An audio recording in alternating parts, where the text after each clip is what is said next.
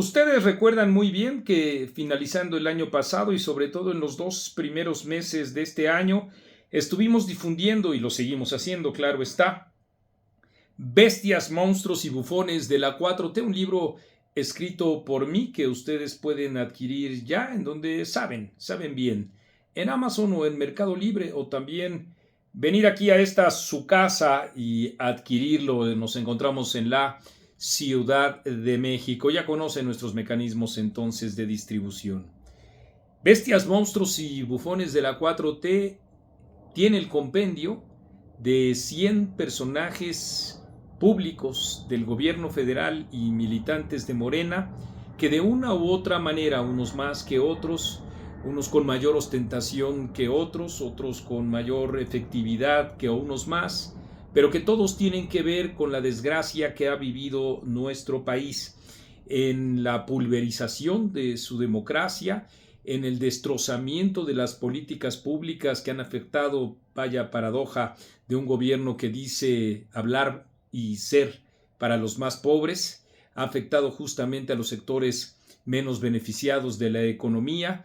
ha puesto al país en vilo en niveles de violencia nunca antes vistos y que incluso sus propios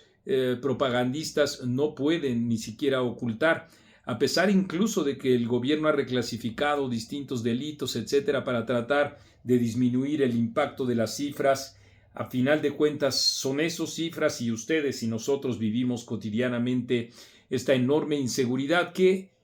proveniendo sobre todo del crimen organizado, también significa otra de las vertientes desastrosas de nuestro gobierno, como es el hecho de la colusión entre distintos actores políticos en el gobierno, fuera del gobierno, militantes y cercanos a Andrés Manuel López Obrador con estos mismos grupos, como lo estamos viendo permanentemente. Viene a colación todo esto porque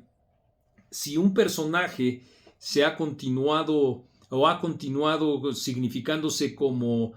parte de esas bestias y monstruos de la 4T, es Adán Augusto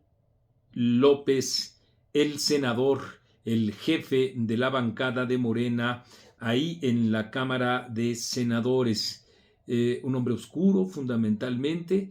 justamente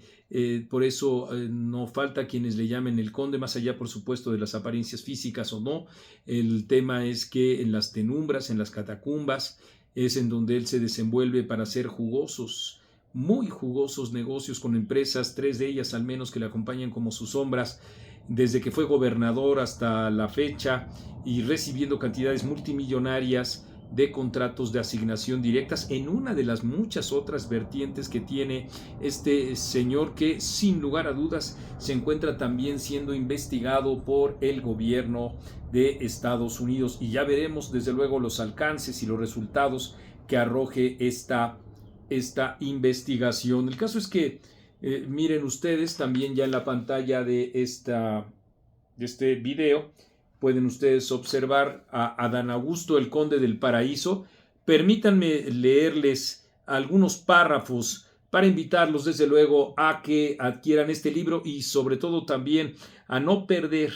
de la mira justamente a este que es uno de los personajes más tenebrosos, más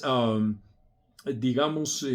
obscuros, y que está viendo allá el siguiente botín en Chihuahua. No nos dejemos engañar nada más con el morbo, incluso si ustedes quieren, o el sensacionalismo de lo que implica la relación que tenga o no con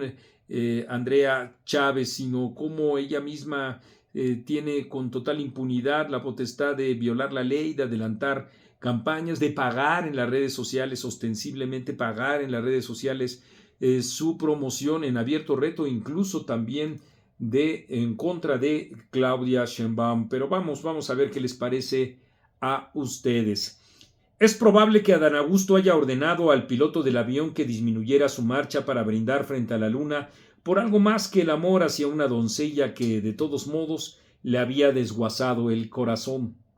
Su vuelo hasta entonces había sido una ruta triunfal, aunque no mereciera el título de conde que le había concedido el monarca de Macuspana.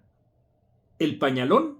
así le dicen en Tabasco, su tierra natal, porque tiene el culo grande, también le dicen culón, Siempre ha sido un ser pragmático a quien le atrae todo lo que aparentemente desprecia el presidente de México.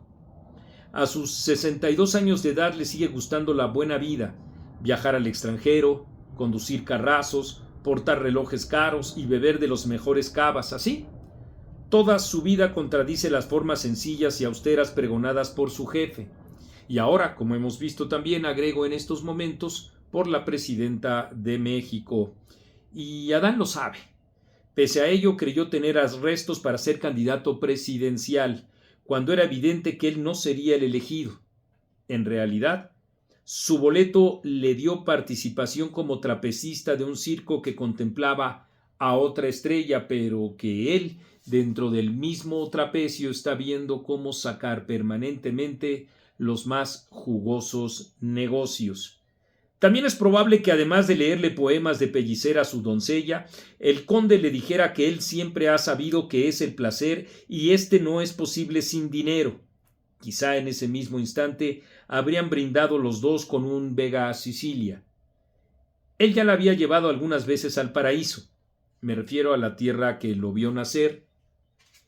para platicarle que cuando era estudiante de secundaria pagaba a golpeadores que le criticaban su actitud ostentosa. En ese entonces ya tenía 2 autos y una casa con alberca, por lo que era el niño rico del Colegio Tabasco en Villahermosa,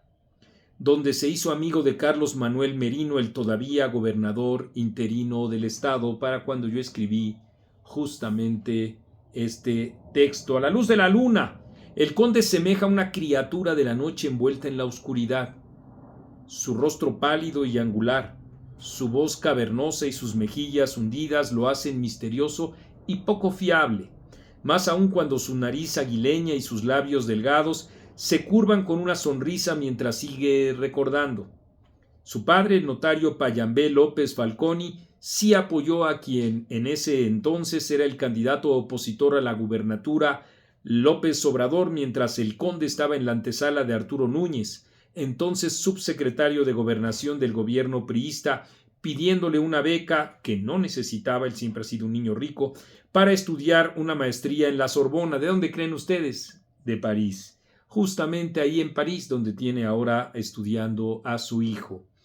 A su regreso tampoco militó junto a Andrés Manuel, más aún. Cuando éste perdió la elección de gobernador en 1988, el Junior aún disfrutaba en París. En 1994, López Obrador lanzó por segunda ocasión su candidatura al gobierno tabasqueño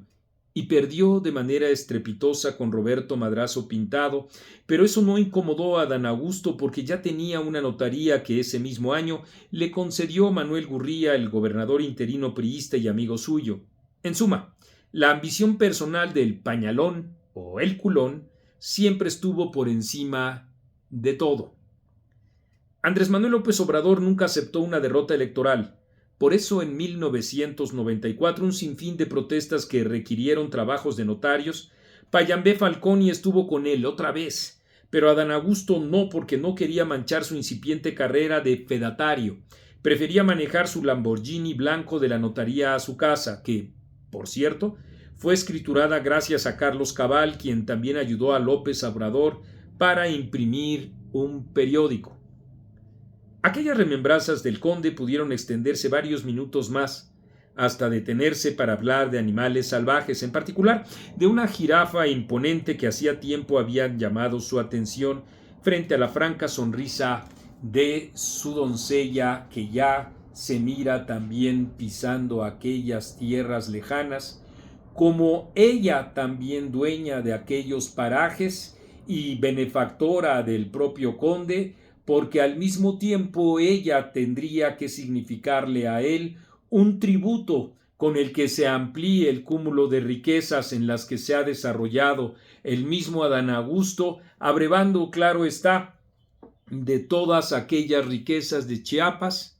de Tabasco, y que mira, por supuesto, en Chihuahua, un jugoso, muy jugoso negocio, pero habrá que ver, porque el final de esta misma historia está aún lejos de escribirse y se encuentra en estos momentos tensos en que grabo este video, en el escritorio de las autoridades estadounidenses que estudian, que revisan con lupa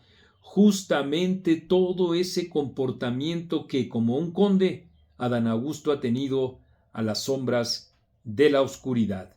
Esto es Etcétera, y yo soy Marco Levario Turcot.